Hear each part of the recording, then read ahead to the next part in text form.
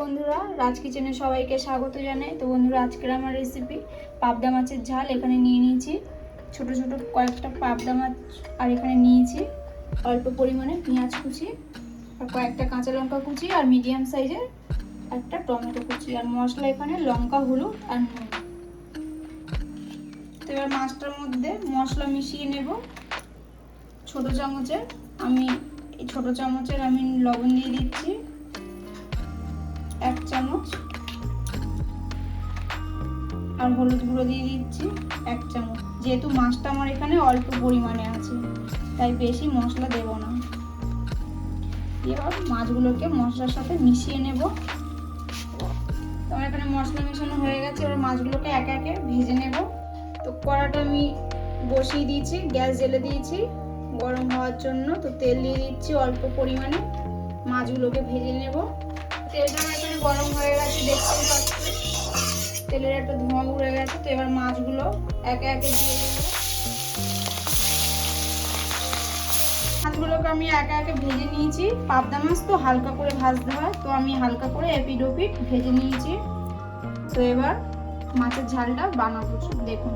তো এই একই মাছের তেলের মধ্যে দিয়ে দেব, আর আমি এক্সট্রাভাবে তেল দিয়ে নিই, যা তেল আছে ওটার মধ্যেই দিয়ে দিচ্ছি পেঁয়াজ কুচি। নাড়াচাড়া করবো, হালকা ভাজা ভাজা হবে।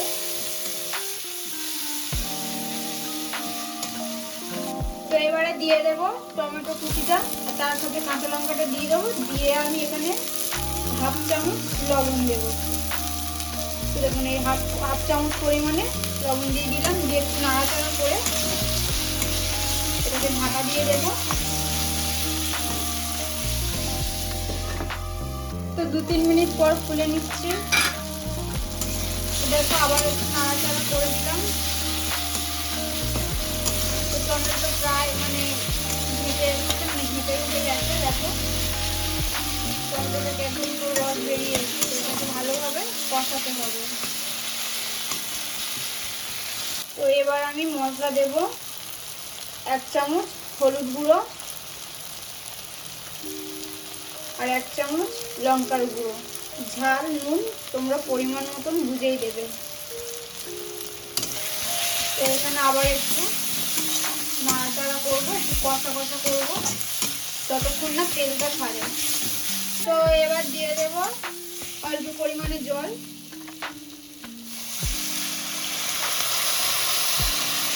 তো জলটা দিয়ে দিয়েছি, পরিমাণ বুঝে জলটা দিতে হবে। বেশি পাতলা করলে দেখতে বাজে লাগবে। তো দেখুন, এবার মাছগুলোকে দিয়ে দেবো ওপর থেকে।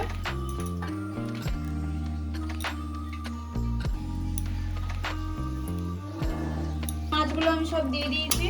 তো এবার এটাকে একটু ফুটে উঠলে আমার মাছের ঝাল, পাবদা মাছের ঝালের রেসিপি রেডি। তো দেখো, আমার এখানে পাবদা মাছের ঝাল রেডি। তো এবার গ্যাসটাকে আমি অফ করে দেব। তো বন্ধুরা, দেখো আমার এখানে পাবদা মাছের ঝালের রেসিপি পুরোপুরি রেডি হয়ে গেছে। তো কত সুন্দর কালারটা এসছে। আপনারাও বাড়িতে এরকমভাবে বানিয়ে খেয়ে দেখতে পারেন, খুব সুন্দর লাগবে। তো ভিডিওটা যদি ভালো লেগে থাকে, লাইক অ্যান্ড সাবস্ক্রাইব করে কমেন্টে অবশ্যই জানিও, আর পাশে থেকো।